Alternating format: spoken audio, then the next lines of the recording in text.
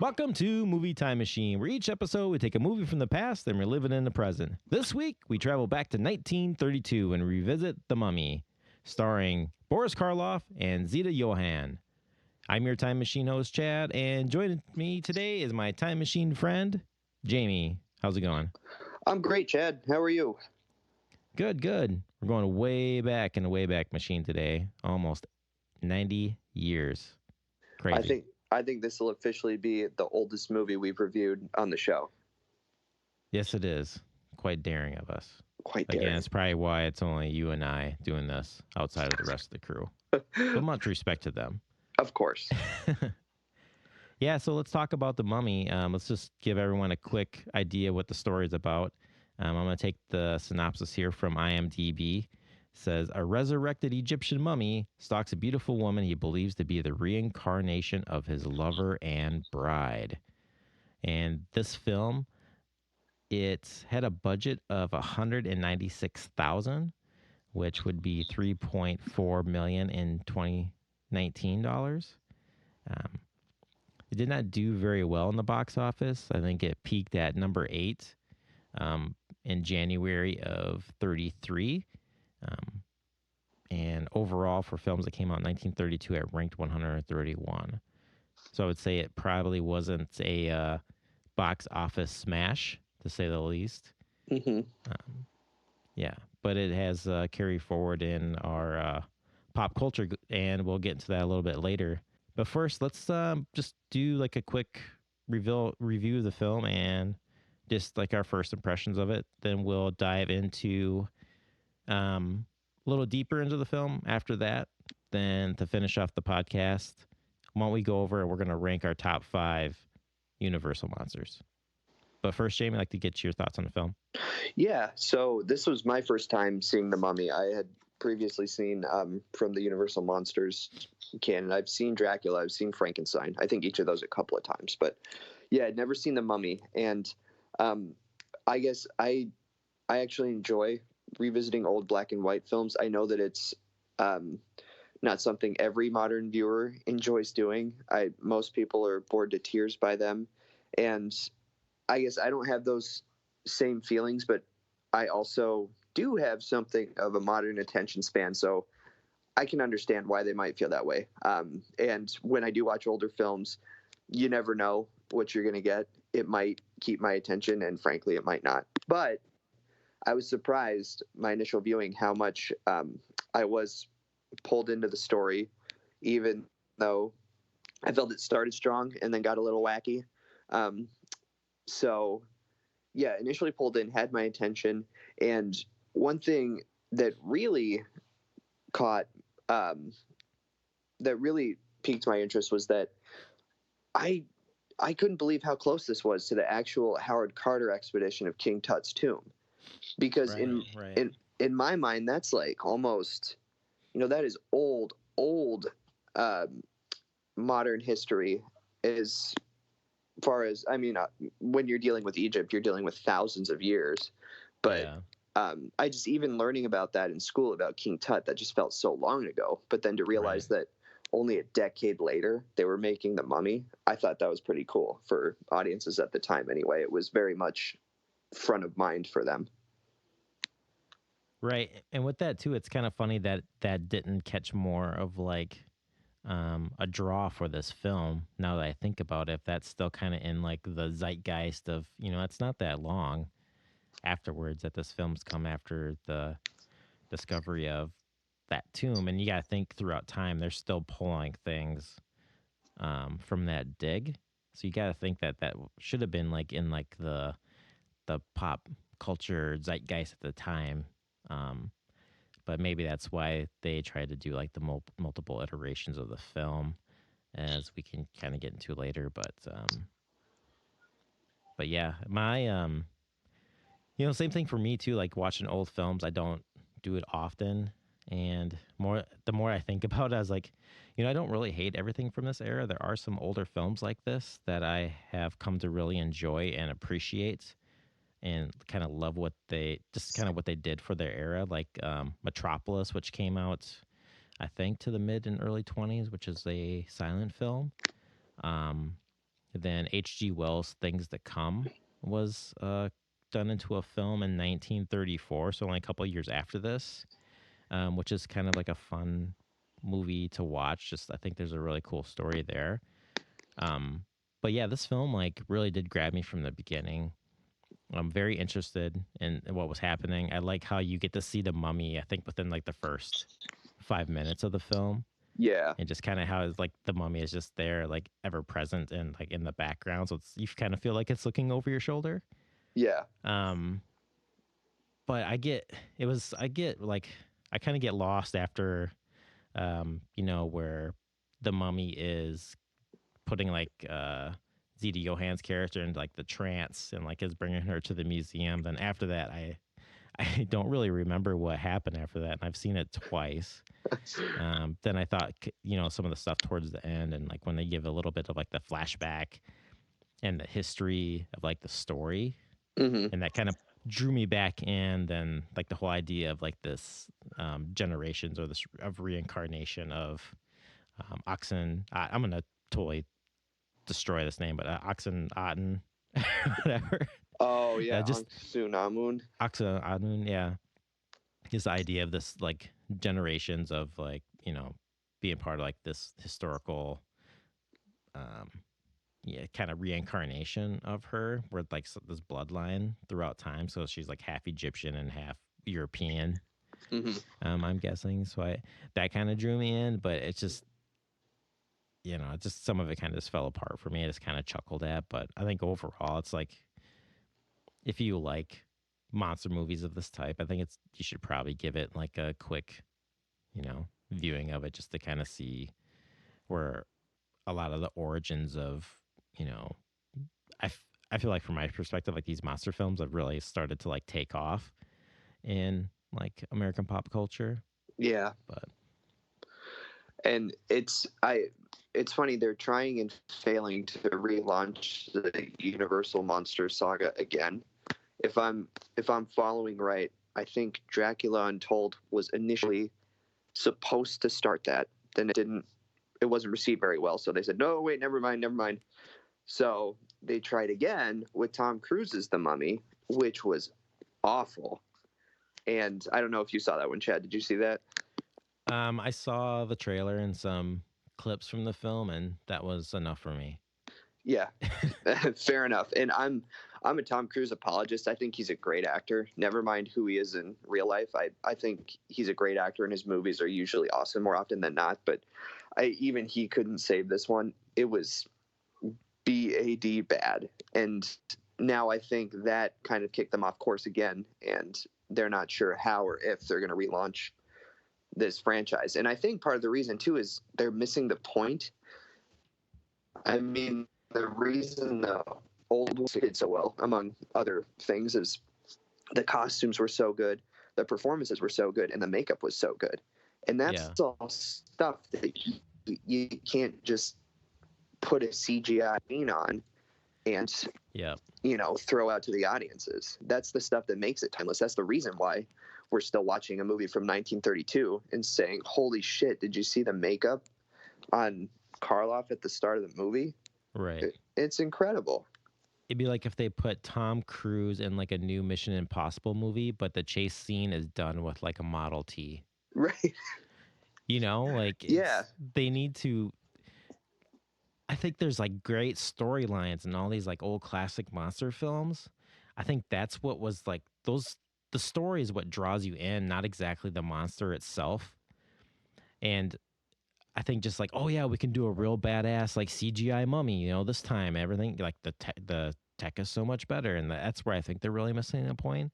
Yeah. I think they just need to totally like reinvent like, maybe you do a story where like, okay, it's about the mummy, but whatever your monster is in the film, like you don't have it come in until like the end of the film, and like you need to have some like twist in the film that kind of like catches your eye, along with having like say the mummy. There's like this kind of like this love story of like maybe like some kind of tragic love story, where it's been happening like generationally, like throughout time, and like this is what I think what they really missed in the original Mummy, because I had read that they had cut they had flashback scenes with Zeta Johann, where it showed her character when she was reincarnated, like during like the Roman Empire, and then when she was reincarnated during like the medieval times, and when I think maybe it's like there's like Viking raiders, coming in, she like kills herself, and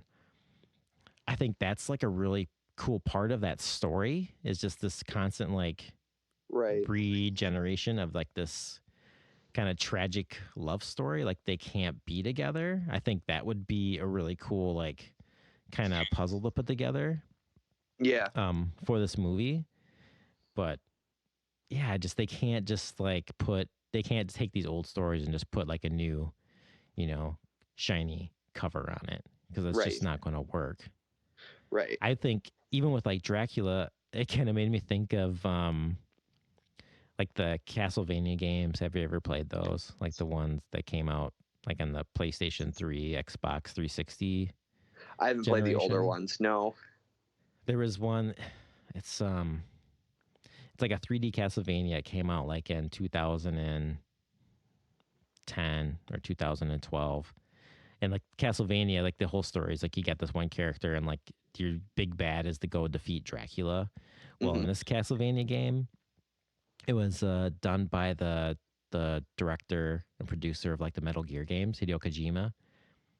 And what happens is, spoiler alert for this game, but like in the end, it's like the big bad in that game that you fight is wearing this mask, and like after you defeat him, you put on this mask, and your character that you've been playing throughout the game is like you become Dracula.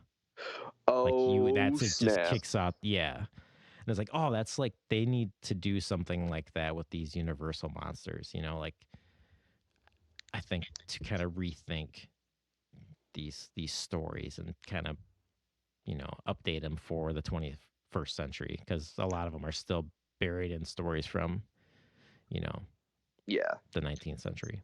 Yeah. Well, and that was the Cruise Mummy. It felt like they um, took that idea and they were like, but what if the mummy is a woman now? And that's the big studio's version of an updated enhancement that audiences would enjoy. Yeah, And but they stopped there. It's like that's fine, but write her a good character, because that's why we all enjoyed the first film anyway. So it's just that it's like half measures that didn't really evolve the franchise. No one's saying don't have a female mummy. We're just saying write a good one, which I think is fair yeah, to ask. right, right. You're not doing anybody a service though if you're just throwing a woman into a main character role, Yeah. but you're still treating that character. You're not giving that character any more respect, kind of thing, even though it's like a female character. Right. But Yeah. I hoped for more from them. Damn it.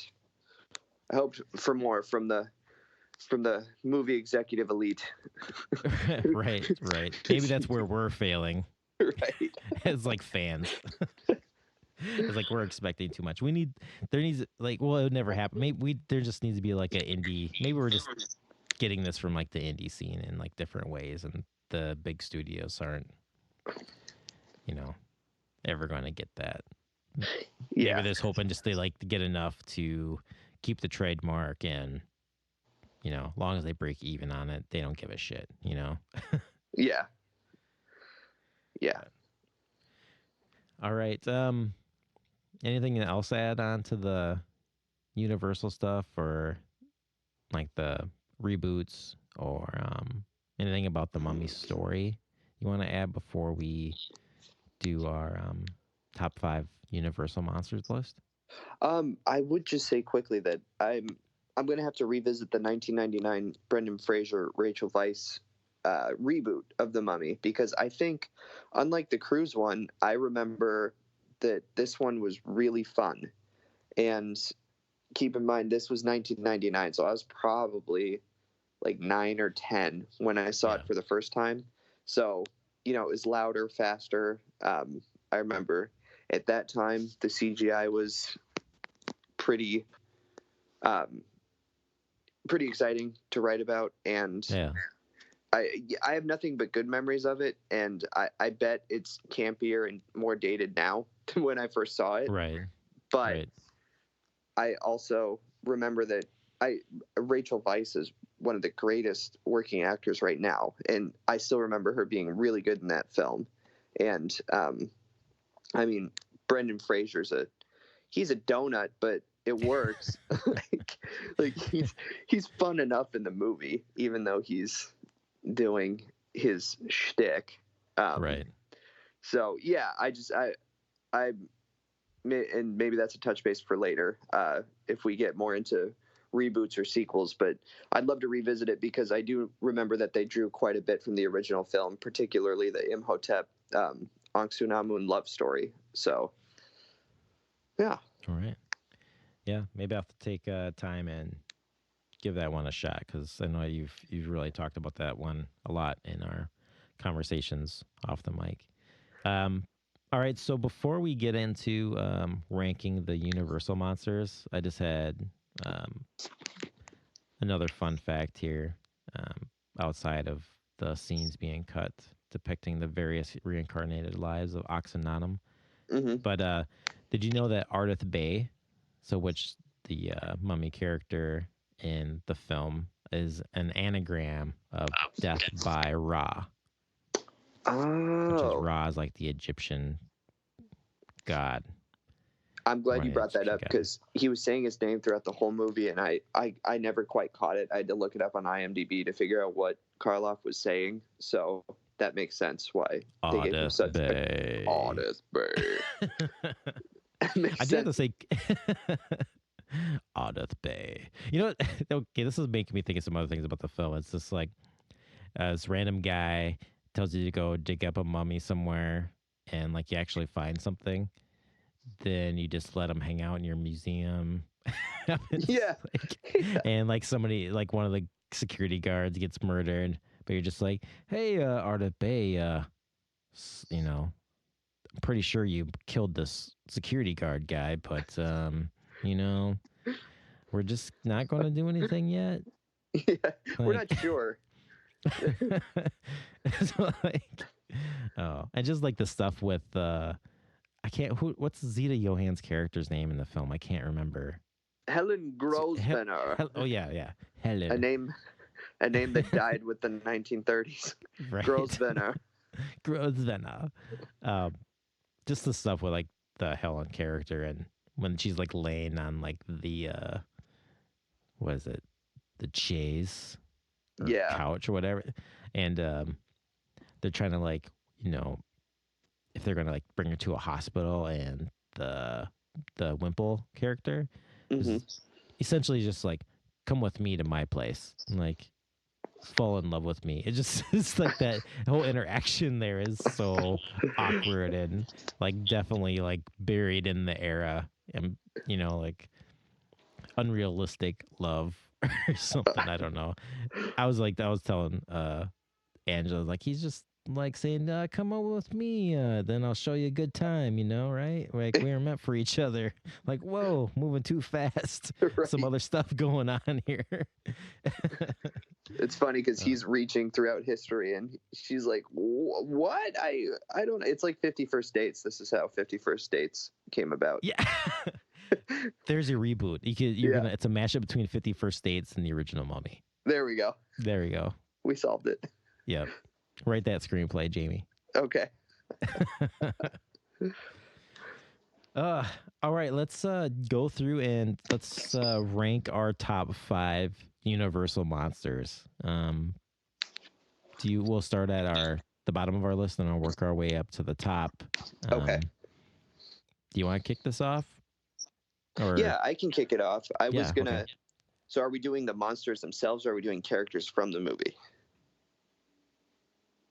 I thought the monsters themselves. Okay, then we could do a mashup of the both. We can rank the monsters and we could talk about the characters that are affiliated with those monster movies. Okay, I like that. Then I was gonna cheat and make my numbers 4 and 5 Bud Abbott and Lou Costello from one of my favorite Universal monster movies, or what's it called? What's the actual title? Is Abbott and Costello Meet Frankenstein.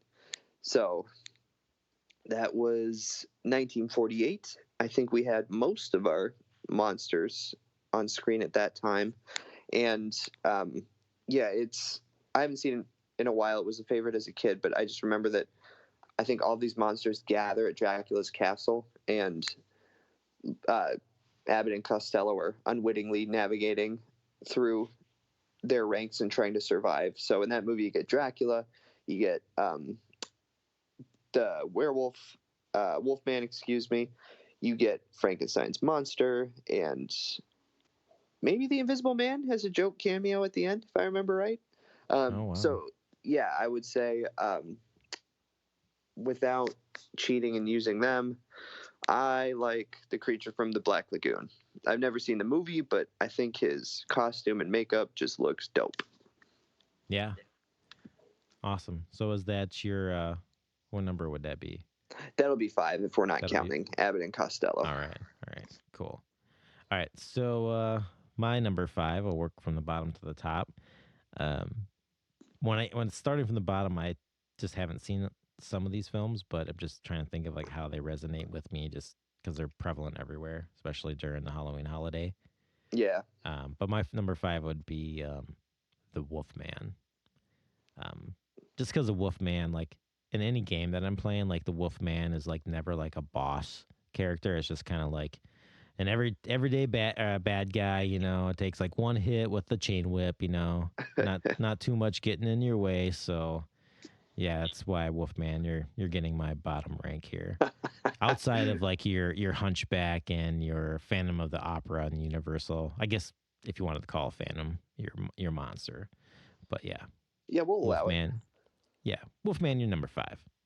Nice. I like that. In that in that spirit, I'm gonna. Oh, I actually do have it up here that Vincent Price was the voice of the Invisible Man in Abbott and Costello Meet Frankenstein. I think he's just got a cameo at the end. He's smoking a cigarette, and you just kind of see the smoke puff. God, I love Vincent Price, man. He's the best. Yeah. He's the best. So Wolfman was your number 5. I'm going to give him my number 4 spot. All right. Because, yeah, and I think kind of like you said, not necessarily from the Universal Monsters canon, because I've never seen the Wolfman, but 2 of my favorite werewolves on screen. Well, the Howling is pretty cool. It's been a while since I've seen that, though, but I remember enjoying that werewolf depiction. My top 2 are American Werewolf in London, the transformation in that movie. My favorite scene, though, is when they're first getting chased on the moors, and you just hear the wolf howl, and it's not there yet. Just that sense of creeping dread. Yeah. So good. And my second, I know it's a favorite of yours, Harry Potter and the Prisoner of Azkaban. Oh, yeah, my favorite. Yep, I know you can relate to me on this one. Professor Remus Lupin and his wolf-like illness, shall we say. I think that's a very cool werewolf as well. All right. The Prisoner of Kazakhstan. That's right. Right. All right. So my number 4 was your number 5, was the creature from the Black Lagoon. And kind of for the same reasonings that you have. I haven't seen anything with that monster in it, but I think just the look and the design of that character is kind of cool. That's one of the classic monsters that I'm sick of seeing the least. Yeah. Because they're everywhere. But you know, he or it does not have. I don't think it has its own monster cereal though. So we have Count Chocula, we have You're right, the Frankenberry. Frankenberry, we have the Booberry, there's the Wolfman Crunch, whatever, I can't remember what that one is. Yeah, you're But right. Yeah, no cereal for this guy. Oh, let's get him a cereal. So yeah, we're gonna start a petition for that. Hashtag creature cereal. Okay. Start a movement. Let's go. Oh, right. I think that brings me to number 3, which I will give to Boris Karloff's The Mummy. So, as I mentioned before, this was my first time seeing this, and I think he gets it alone from the makeup in that first scene. It's although he's my number 3 character, that makeup is my favorite out of all the Universal monsters I've seen so far. So, good job, Boris. Way to sit still in that chair. Yeah, the thing about I've read about the makeup was that I had taken like 8 hours to do the makeup for that part, and I was thinking it was like, well, I read that before the film was like every day, but it sounds like it was just like the one day of the shoot because the Okay. only time that he was in the makeup was like the scenes where he was opening his eyes. Outside of that, it was just like a carved dummy or like a fill-in or something like that they used for the mummy until they had to film the scene where he opens his eyes. Oh, sure. That makes more sense. Yeah. So it's just like that one shoot that they took for that. But yeah, very cool. Mhm. Yeah, so my number 3 is also the mummy.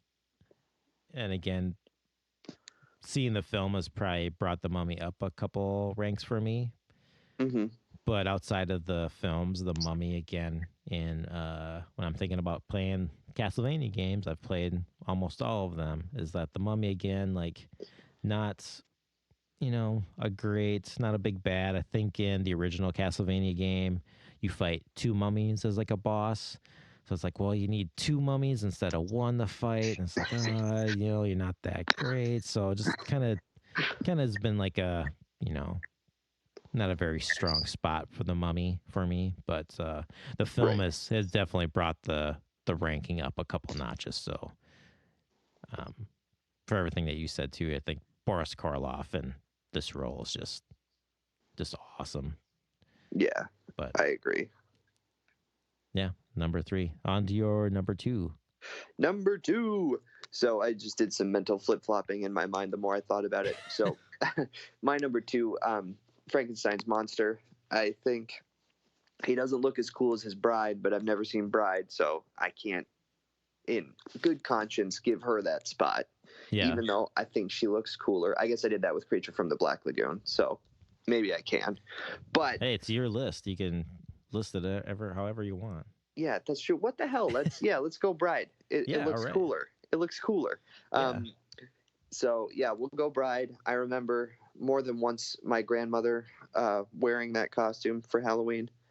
She killed it, and yeah, I think the film Frankenstein is my favorite Universal Monsters film. Although the monster is not my favorite Universal monster. Right.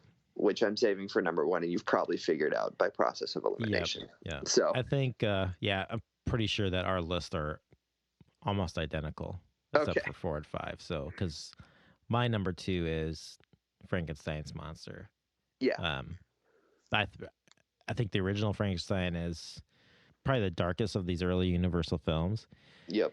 But the reason why it doesn't take my number 1 spot, which I'll get to, is Frankenstein, even though he is a big bad in the Castlevania game,